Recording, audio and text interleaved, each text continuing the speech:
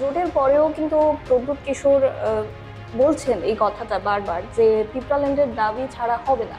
ভারতবর্ষের কোনো রাজ্যে বিজেপি দল আঞ্চলিক দলকে মাথাচাড়া দিয়ে দাঁড়াতে দেয়নি। বিগত কয়েকদিনে একটা বিষয় লক্ষ্য করেছি যে কংগ্রেস দল থেকে বেশ কিছু পুরনো নেতৃত্ব বা কংগ্রেস কর্মী কংগ্রেস দল ছেড়ে শাসক শিবিরে মিশে গেছে।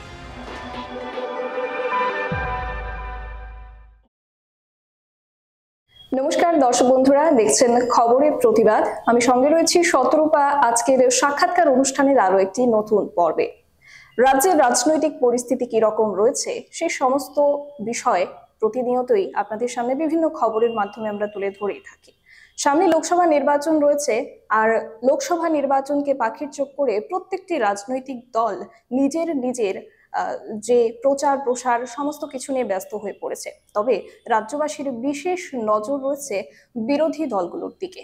এই মুহূর্তে আজকে বেশ কিছু প্রশ্নগুচ্ছ নিয়ে আমার সঙ্গে আলোচনায় থাকছেন প্রদেশ কংগ্রেসের রাজ্য সভাপতি তথা রাজ্যের পশ্চিম জেলা থেকে যিনি আসন্ন লোকসভা নির্বাচনে প্রার্থী হিসেবে কংগ্রেসের প্রার্থী হিসেবে প্রতিদ্বন্দ্বিতা করছেন আশিস কুমার সাহা মহোদয়। নমস্কার স্যার, স্বাগত জানাই খবরের প্রতিবাদে। নমস্কার আপনাদের। তো স্যার, প্রথমেই যে প্রশ্নটা থাকবে যে এই প্রথমবারের মতো লোকসভা নির্বাচনে প্রার্থী হিসেবে নিযুক্ত হয়েছেন, অভিজ্ঞতাটা বা আপনার কিরূপ আপনার প্রতিক্রিয়াটা একটু জানতে চাই। আমি এর আগেও বিভিন্ন নির্বাচনে প্রতিদ্বন্দ্বিতায় আমি ছিলাম এবং প্রতিদ্বন্দ্বী হিসাবে নির্বাচনে আমি জয়লাভ করে এসেছি। আমার বিধানসভা বা আগরতলা পৌর নিগম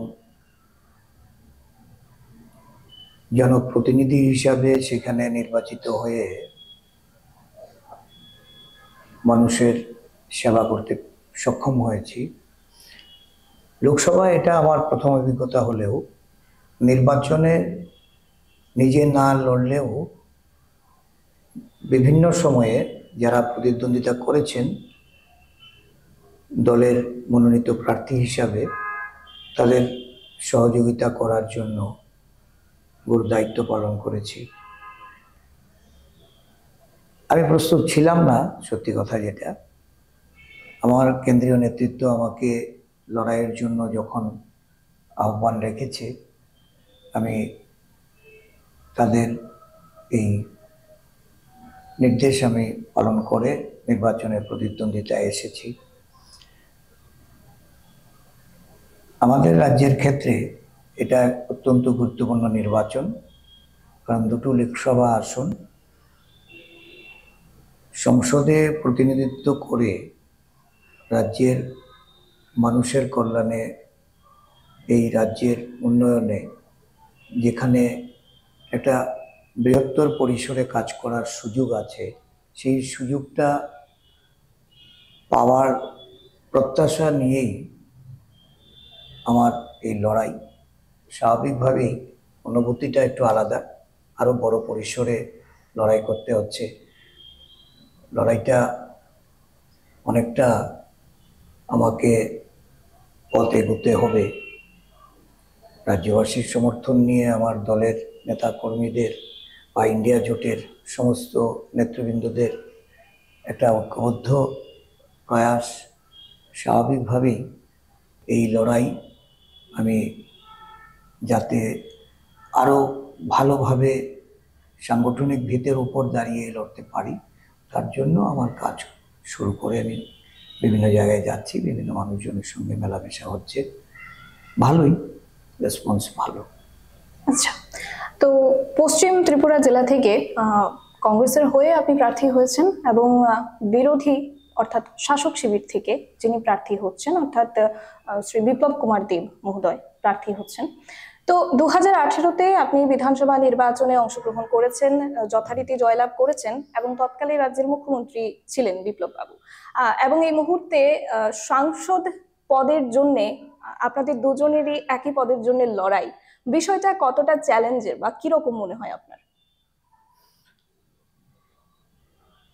প্রত্যেকটা নির্বাচনই কম বেশি সেখানে লড়াইটা উভয়ের ক্ষেত্রেই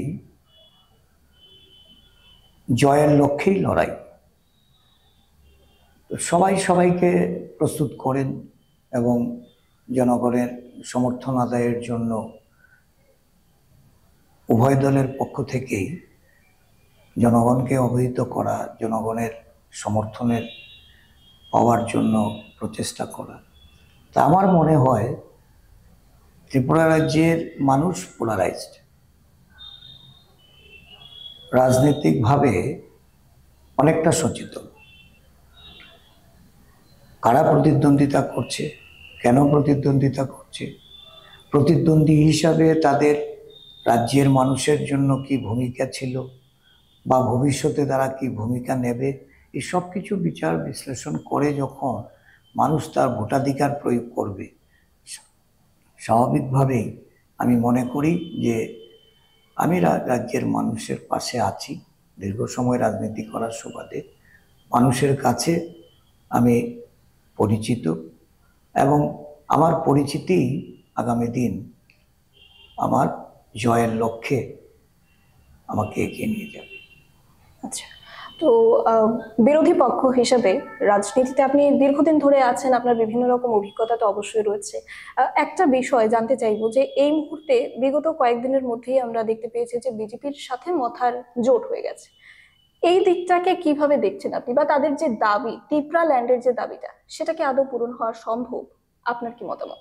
না, দেখুন, ভারতবর্ষের রাজনীতিতে আমরা লক্ষ্য করছি যে অসংসদীয় মনোভাব নিয়ে বর্তমান দেশের শাসক দল বিজেপি ভারতবর্ষের বিভিন্ন রাজ্যে আঞ্চলিক দল বা বিভিন্ন রাজনৈতিক দলের সঙ্গে তারা জোট বেঁধে তাদের রাজনৈতিক লাভালাভের প্রশ্নে নানাভাবে বিভিন্ন দলকে তাদের সঙ্গে তারা টেনে নিচ্ছে বা বিভিন্ন দলকে বাধ্য করছে তাদের সঙ্গে জোটবন্ধনে যেতে।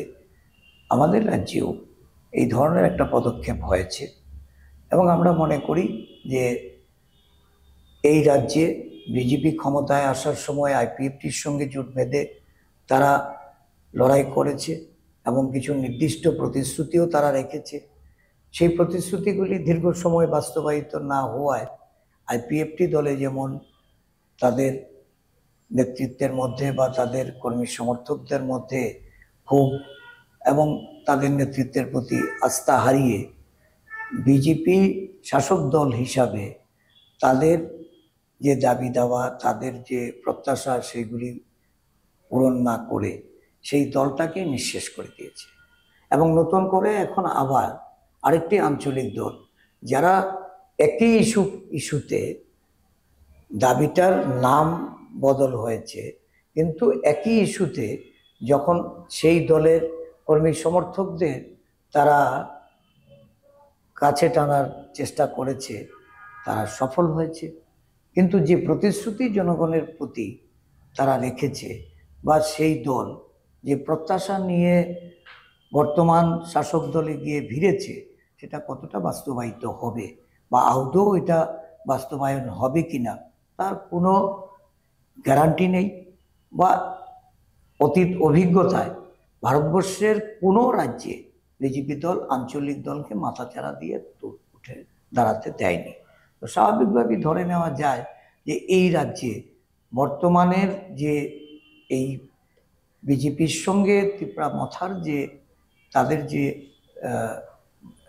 জোট বন্ধন বলুন বা তাদের সঙ্গে যে মিলেমিশে একাকার হয়ে, এটা কোনো কিছুতেই সত্যিকারের যে মানুষের যে প্রত্যাশা, সেই প্রত্যাশা পূরণ হচ্ছে এটা ভাবা যায় না। কিন্তু তারা তো এখনো বলছেন যে ত্রিপুরা ল্যান্ডের দাবি তারা ছাড়ছেন না। জোটের পরেও কিন্তু প্রদ্যুৎ কিশোর বলছেন এই কথাটা বারবার যে ত্রিপুরা ল্যান্ডের দাবি ছাড়া হবে না। এমনকি যদি এরকম পরিস্থিতি আসে, তাহলে মন্ত্রিসভায় যে দুজন মন্ত্রিত্ব পেয়েছেন নতুন করে, তাদেরকে মন্ত্রিত্ব ছেড়ে পুনরায় আবার ত্রিপুরা মথা দলে আলাদা করে ফিরে আসতে হবে। এই বক্তব্যটার পরিপ্রেক্ষিতে আপনার কি মনে হয়? না, দেখুন, তাদের দলের বিধায়করা তাদের দলের র্যাঙ্ক এন্ড ফাইলেই তো বিশ্বাসযোগ্যতা হারিয়েছে। তারাই তো এখন এই বিষয়ে ক্ষোভ প্রকাশ করছেন, তারাই তো এই নিয়ে দলের অভ্যন্তরে ক্ষোভের আগুন জ্বলছে। নানাভাবে তারা খুব অগ্রে দিচ্ছেন। তো স্বাভাবিকভাবে যে দল আন্দোলন করেছে একটা ইস্যু নিয়ে, সেখানে দলের মধ্যে যদি এই এগ্রিমেন্টের প্রতি অবিশ্বাস জন্ম নিয়ে থাকে বা কেউ অবিশ্বাস করে এই এগ্রিমেন্টকে নস্যাৎ করে দিতে চায়, তাহলে নিশ্চয়ই বুঝতে হবে উপজাতি স্বার্থ রক্ষার কথা যেখানে ত্রিপুরা মথা এতদিন বলে এসছে তা ক্ষুণ্ণ হচ্ছে, এবং এটা যে ক্ষুণ্ণ হবে এটা আমাদের দৃঢ় বিশ্বাস। আরো একটা জ্বলন্ত ইস্যু এই মুহূর্তে, সেটা নিয়ে প্রশ্ন না করলেই নয়, ইতিমধ্যেই কেন্দ্র সরকার সিটিজেনশিপ অ্যামেন্ডমেন্ট অ্যাক্ট চালু করেছে। কি প্রভাব পড়তে চলেছে গোটা দেশের উপর এই অ্যাক্টের? না দেখুন, এই সিএ নিয়ে আমাদের দেশে যখন 2019 সালে যখন এই বিলটা পাস হয়, তখন সংসদের বাইরে বিভিন্ন রাজ্যে রাজ্যে, বিশেষ করে উত্তর পূর্বাঞ্চলের বিভিন্ন রাজ্যে, আসাম, ওয়েস্ট বেঙ্গল এবং আমাদের অন্যান্য উত্তর পূর্বাঞ্চলীয় রাজ্যগুলিতে এর একটা প্রভাব আমরা লক্ষ্য করেছি। মানুষ এ নিয়ে আন্দোলন করেছে, সিএ লাগু করার বিষয়ে প্রতিবাদ জানিয়েছে। আমাদের রাজ্যেও এ নিয়ে বর্তমান এই ত্রিপুরা মথা বা এর আগেও আমাদের উপজাতি নেত্রী একজন, যিনি বর্তমানে বিজেপিতে যোগদান করে সেই দলের নেত্রী, তারা পাহাড়ি জনপদে আন্দোলন করেছেন, নানাভাবে এর বিরোধিতা করেছেন। এখন আমাদের প্রশ্ন হলো, আমরা বরাবরই বলেছি যে কোনো কনস্টিটিউশন পারমিট করে না যে ধর্মীয় মেনুকরণের মাধ্যমে সিটিজেনশিপ অ্যাক্ট চালু করা। ভারতীয় কনস্টিটিউশনে সিটিজেনশিপ অ্যাক্টে ভারতবর্ষের সমস্ত নাগরিককে, বসবাসকারী সমস্ত নাগরিককে তাদের যে সিটিজেন হিসাবে তাদেরকে সেখানে সেই আইন মোতাবেক নাগরিকত্ব প্রদান করা হবে। কিন্তু দেখা গেছে যে এই আইন সংশোধনী করতে গিয়ে কিছু কিছু সম্প্রদায়ের বা জাতির মানুষকে, কিছু পার্শ্ববর্তী রাষ্ট্রের থেকে যারা এই রাজ্যে এই দেশে অনুপ্রবেশ করেছে তাদেরকে সিটিজেনশিপ দেওয়া হচ্ছে, একটা জাতিগোষ্ঠীকে তাদেরকে বাইরে রাখা হচ্ছে। কংগ্রেস দল মনে করে যে আমাদের এই যে সেকুলারিজম বা আমাদের যে কনস্টিটিউশনাল যে প্রভিশন, এই প্রভিশনে সবাইকে এই সুযোগ দেওয়া উচিত। এটা দেওয়া হচ্ছে না বলে আমরা বিরোধ করছি বা আমরা এটার বিরুদ্ধে আমাদের স্ট্যান্ড এটা আমরা বজায় রাখছি। কিন্তু যারা এতদিন প্রতিবাদ করেছে, আজকে কিন্তু তাদের স্ট্যান্ড কি হবে এটা এই রাজ্যের মানুষ জানতে চায়, বা তারা এটা বিরোধ করবে কিনা। যেহেতু সরকারে মিশে গেছে, এখন সরকারে মিশে গিয়ে তারা তাদের প্রতিবাদী ভূমিকা তারা পালন করবে কিনা এটা তাদের বিষয়। আমরা তাদের কাছে এটা মানে আমাদের জানার বিষয় যে তারা কতটুকু এই ব্যাপারে ভূমিকা পালন করবে। আচ্ছা, আমরা বিগত কয়েকদিনে একটা বিষয় লক্ষ্য করেছি যে কংগ্রেস দল থেকে বেশ কিছু পুরনো নেতৃত্ব বা কংগ্রেস কর্মী কংগ্রেস দল ছেড়ে শাসক শিবিরে মিশে গেছে। এই বিষয়টা কংগ্রেস দলে, ত্রিপুরা প্রদেশ কংগ্রেসে কতটা প্রভাব ফেলেছে? আমরা চাই না যে আমাদের দল থেকে কেউ চলে যাবে। আর কংগ্রেস দল সাংগঠনিকভাবে সারা রাজ্যে যখন শক্তিশালী একটা প্রদর্শন করছে, বিভিন্ন কর্মসূচির মাধ্যমে নীতি আদর্শ মেনে কংগ্রেস কর্মীরা যখন ঐক্যবদ্ধ হচ্ছে, স্বাভাবিকভাবেই কেউ কেউ যদি দল থেকে বেরিয়ে যায়, এই বেরিয়ে যাওয়ার বিষয়টা খুব বেশি একটা আমাদের দলের সাংগঠনিক দিক থেকে কোনো প্রভাব এটা আছে বলে আমার মনে হয় না। তবু আমি বলবো যে কারোর যদি কোনো বিষয় নিয়ে কোনো ধরনের তাদের বক্তব্য থাকে তারা সাদরে বলতে পারে। তবে সারা দেশেই কিন্তু এই দল পরিবর্তনের ধারাটা আছে, কেউ দল ছেড়ে যাচ্ছে আবার কেউ দলে আসে। আমাদের দলেও এই কিছুদিন আগেও আমাদের দলে টিএমসি থেকে পদত্যাগ করে টিএমসির তৎকালীন সভাপতি উনি আমাদের দলে যোগদান করেছেন, এবং ওনার অনেক কর্মী সমর্থকরা ওনার সাথে আমাদের দলে এসেছেন প্রতিদিনেই। গতকালকে আমাদের কাঞ্চনপুরে ভান্ডারিমাতে একটা কর্মসূচি ছিল, আমাদের দলের আদিবাসী নেতা দিবাচন্দ্র রাঙ্খলের হাত ধরে সেখানে একটা বিরাট সংখ্যক উপজাতি জনগণ তারা আমাদের দলে যোগ দিয়েছে। তো এই প্রতিনিয়ত যাওয়া আসার যে বিষয়টা, এটা অনেক ক্ষেত্রে দেখা যায় যে কারোর ব্যক্তিগত বিষয় থাকে যেগুলির জন্য তাদেরকে হয়তো দল থেকে সরে যেতে হয়। আমাদের রাজ্যের রাজনৈতিক পরিবেশটা ভালো না, ভয় ভীতি সন্ত্রাস এগুলি প্রতিনিয়ত চলছে, গণতান্ত্রিক বাতাবরণ একেবারেই ধ্বংসে গিয়ে পৌঁছেছে। এর থেকে তুলে আনার জন্য একদিক থেকে যেমন একটা কঠিন চ্যালেঞ্জের সম্মুখীন হতে হচ্ছে নেতা কর্মীদের, আমি তাদের ধন্যবাদ জানাই এবং তাদের প্রতি আমার সমস্ত আন্তরিক তাদের যে আমার দলের পক্ষ থেকে যে সংগ্রামী অভিনন্দন আমি তাদের জ্ঞাপন করি। যারা লড়াইয়ের ময়দানে আছেন, যারা লড়াইয়ের ময়দানে থাকতে চান, তাদেরকে নিয়েই আদর্শগত লড়াই আমাদের চলবে। আগামী লোকসভা নির্বাচনের জন্য তো সার্বিকভাবে প্রস্তুতি চলছে এখনো, তো যারা ভোটাররা রয়েছেন তাদের উদ্দেশ্যে আপনার নতুন ভাবে কি বার্তা থাকবে? গণতন্ত্রকে যারা ধ্বংস করতে চায়, সংবিধানকে যারা অমান্য করে,